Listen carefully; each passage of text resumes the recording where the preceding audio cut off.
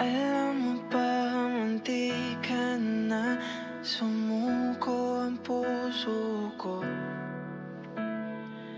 sa paulit-ulit na pagkakataon na nasaktan na bigo.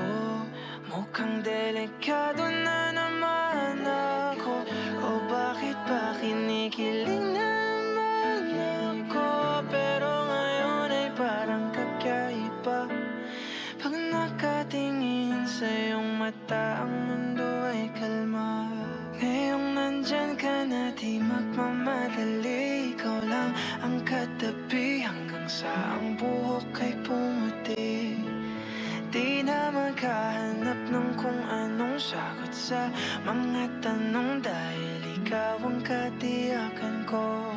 Hindi na ako bibitaw, dahil ikaw na ang kasayaw.